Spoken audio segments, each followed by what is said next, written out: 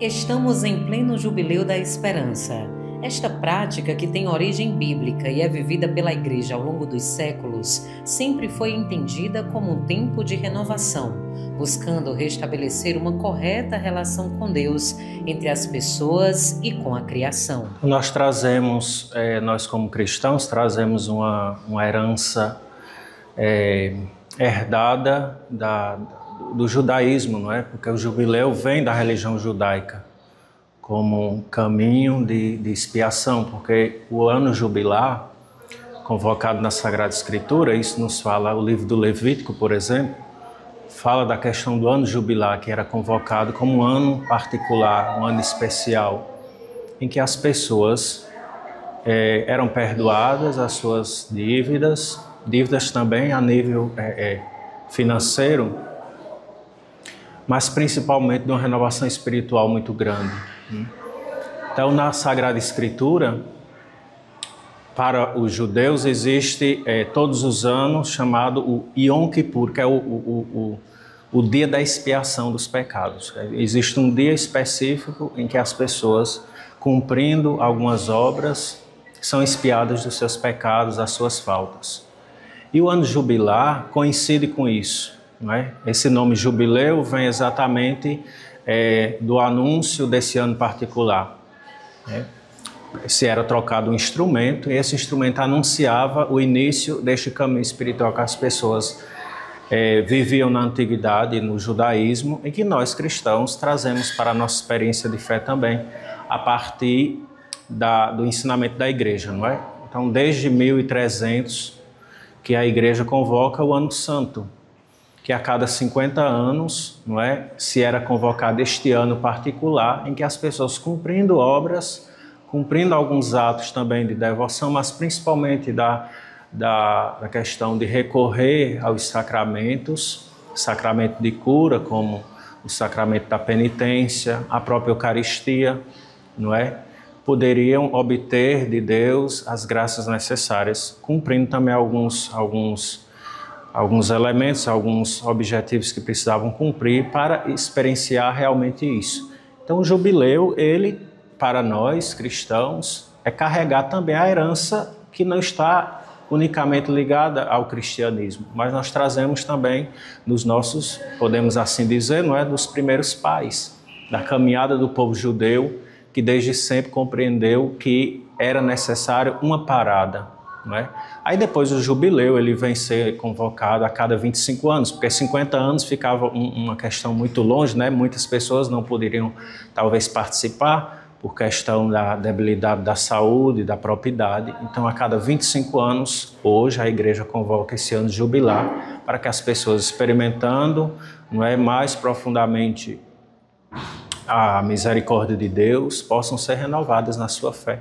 Em meio a este percurso jubilar, algumas práticas nos ajudam no processo de renovação, como a indulgência plenária alcançada nas igrejas jubilares. De acordo com o Papa Francisco, ela permite-nos descobrir como é ilimitada a misericórdia de Deus. Não é por acaso que na antiguidade o termo misericórdia era intercambiável com o de indulgência, justamente para expressar a plenitude do perdão de Deus, que não conhece limites. A doutrina da indulgência precisa ser bem compreendida entre nós cristãos católicos para que não haja, dúvidas da parte das pessoas.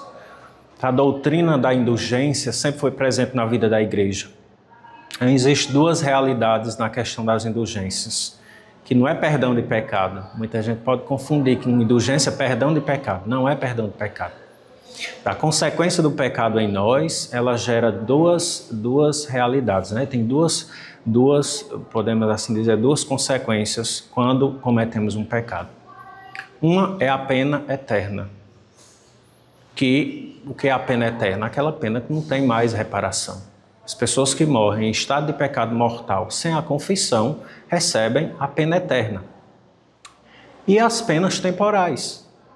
O que são as penas temporais? Por exemplo, um pecado confessado permanece a marca, que precisa ser purificado das marcas essas penas temporais. A gente purifica essas penas com os nossos atos de piedade, com as orações e as indulgências, que são essas graças especiais que a igreja dá, cumprindo alguns elementos para que essas penas sejam removidas.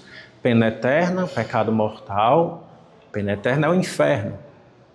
As penas temporais são aquelas coisas que só podem ser expiadas ou neste mundo, não é? Com aquilo que eu dizia, as orações, as obras de caridade, ou no purgatório.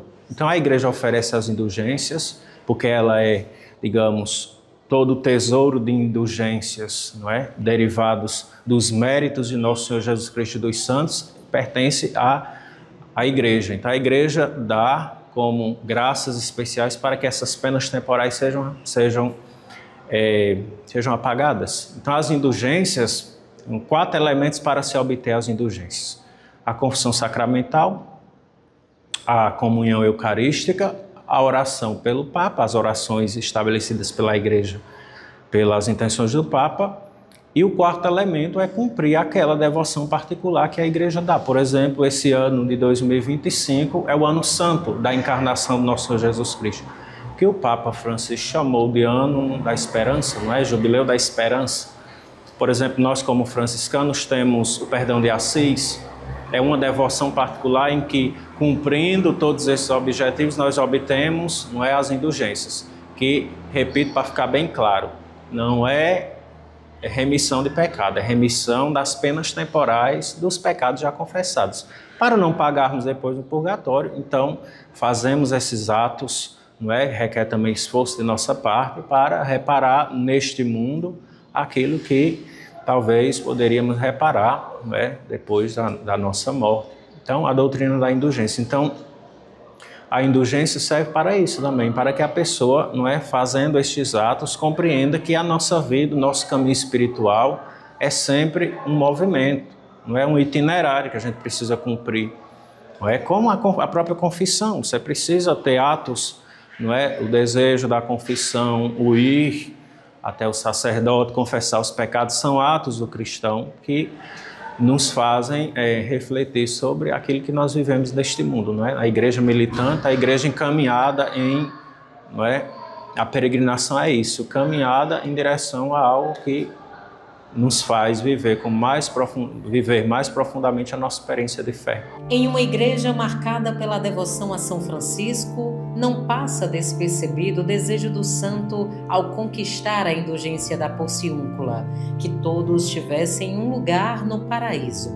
Por meio da misericórdia, os fiéis são chamados a restaurar a esperança. Venham para Canindé com esperança, não é? Fazermos um itinerário, fazermos a nossa caminhada de fé,